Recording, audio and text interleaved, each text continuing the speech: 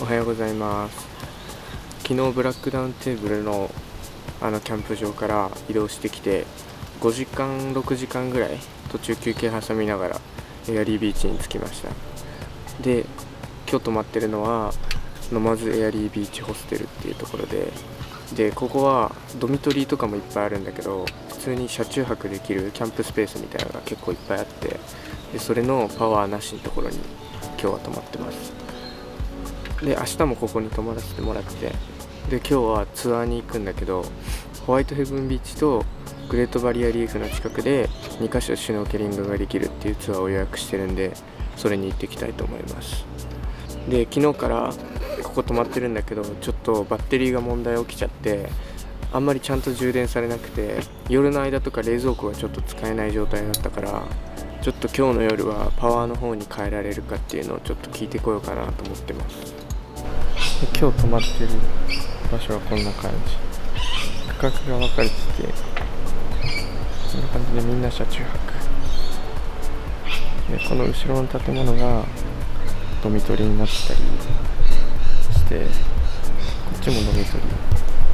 もうそろそろ時間なんで受付行ってそのままツアーの方に向かっていきたいと思います。今日はね、シュノーケルもあるし、オズモナノの方で水中撮影とか、あとドローンでホワイトヘブンビーチとかも撮っていけたらいいなと思ってます。では行ってきます。今日のツアーの集合場所に着きました。もうね、ホテルから歩いても3軒ぐらい隣のところだから、もう一瞬で着いたんだけど、このレッドキャットアドベンチャーズっていうところでツアーをお願いしました。ホワイトヘブンビーチとシュノーケル2個のツアーでいくらだったかな。1人$250ぐらいでこのツアーができるみたいです。15分にここ出発するらしくて、今ちょうど15分になったから、もうそろそろ行くと思います。では行ってきます。今港に着いて受付して、なんかこういうウェットスーツみたいなのを借りました。ヨガパンツみたいな。ヨガパンツみたいなで、これクラゲ対策みたいな感じなのかな。で、今からボートに乗って行ってきます。この船に乗ってきます。乗りました。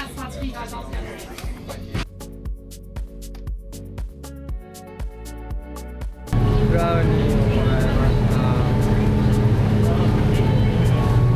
今からシュノーケルです。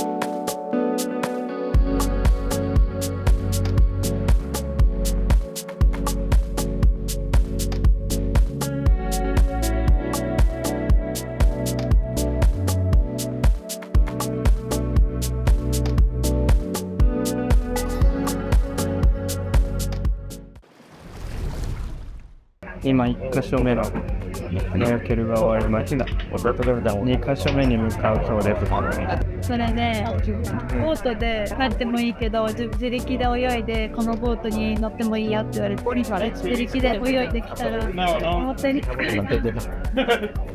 がった時足重すぎてびっくりした。久々にこんなに泳いだから体力消耗。なんかこのおじさんが餌をあげてくれて、フィッシュを寄せ集めてるんで、こっちらしい。で、行ってきます。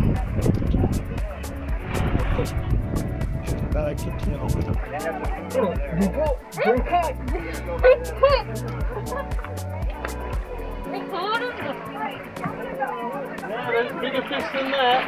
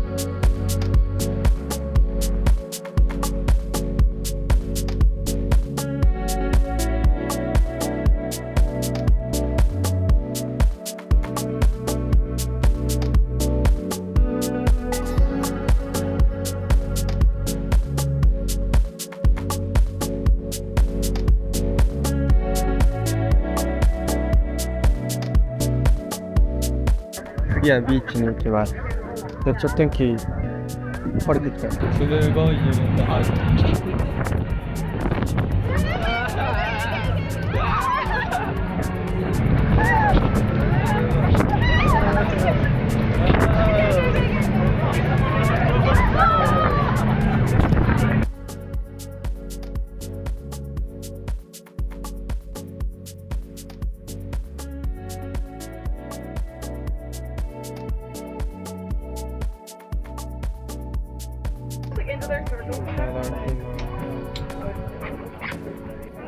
こんな感じのランチでした。いただきます。隣には寄ってる人がいます。着きました。まずはルックアットまで歩いていきます。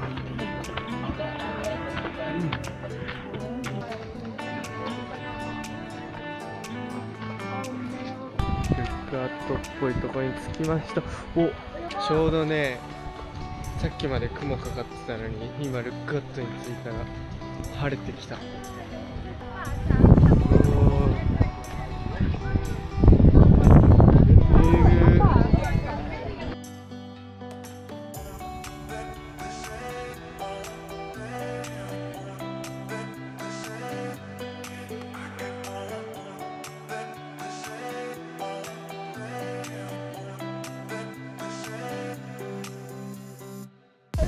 ルックアットの方に着きました。もう風が強すぎるけどめっちゃ綺麗。ホワイトヘブンビーチがこれです。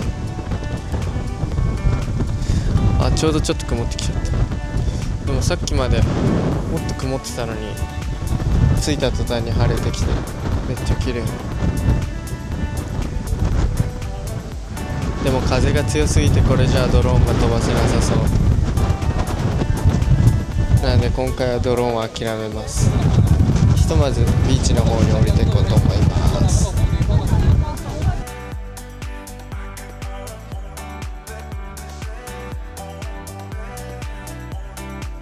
さっきはここのルックアットを右に行って、ルックアットじゃない、ここの看板を右に行って、今からビーチ。最初ベイはあっちから来ました。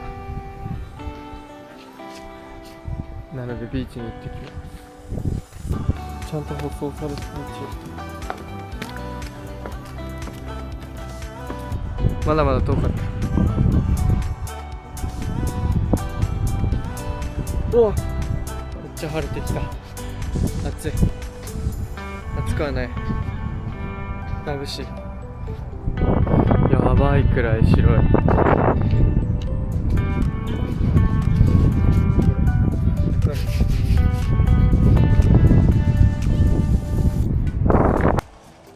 ビーチに着きました。めちゃくちゃ綺麗。ちょっと今雨降ってき始めちゃったけど、あっちの奥が海で、ちょっと海の方まで歩くのはやめちゃったけど、もう砂めっちゃ白いし、この前ジャービスベイっていう世界一砂が白いっていう砂浜に行ったんだけど、正直こっちの方が白い気がする。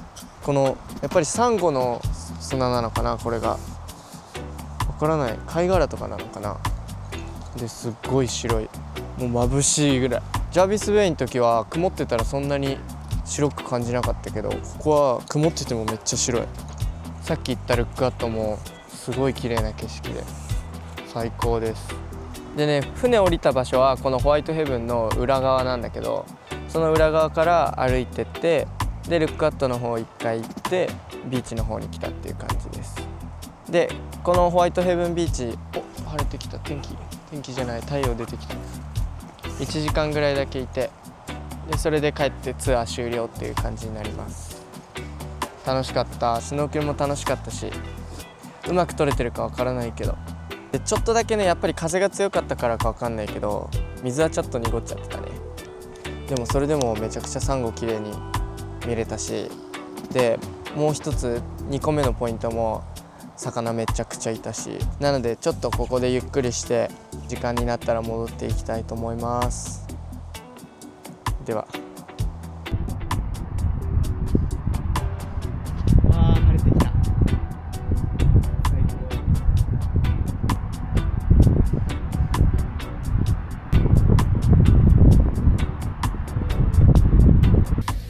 この砂は全然茶色い普通の砂なので、こっから船を待ちます。あそこの奥の赤い船で、小さいボートで送ってもらったから、そのボートが迎えに来るはず。では待っていきます。サンデイアイランド、綺麗な海だったわ。感動した。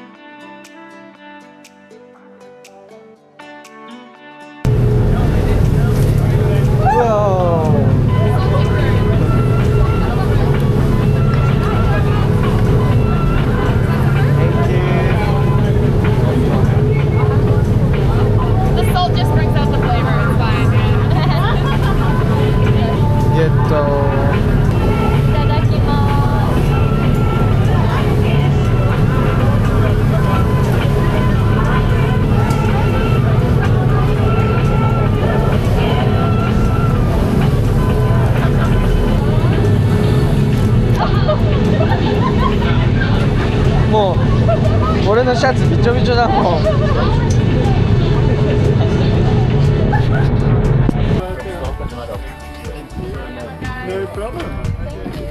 Thank you. Hope you had some fun.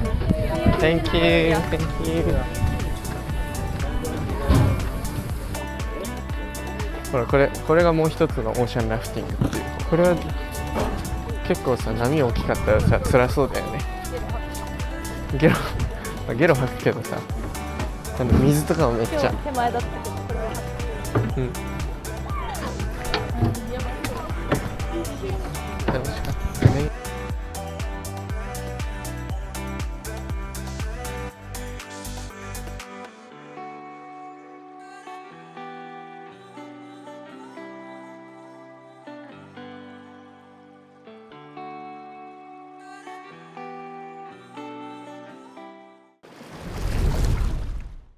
戻ってきました。ちょっとすっかり暗くなっちゃったんですけど、パワーサイトに変えてもらえて、で延長コードを持ってなかったんで、延長コードをバニグスで買ってきて 5m のやつを買ったらちょっと短すぎちゃって、本当はもう一個後ろのここのサイトだったんですけど、でパワーがあっちにあるからそこが届かなくて、もう一個こっちのサイトに移してもらったりとかしてちょっと時間がかかっちゃって真っ暗になっちゃったんですけど、朝9時ぐらいからシュノーケル2個とホワイトヘブンビーチに行くっていうツアーに行ってきたんですけど、まず1個目のシュノーケリングはサンゴがメインって感じで、めちゃくちゃサンゴもいっぱいあったし、で次のところが魚がいっぱいいるところで、ツアーの人がもう餌巻いててくれてたから、もうめちゃくちゃ魚集まってきたし、今まで一緒に泳いだことないぐらいの、これぐらいかな、これぐらいのでっかい魚と一緒に泳ぐことができて、めっちゃ楽しかったです。でその後ホワイトヘブンビーチの方に移動してって、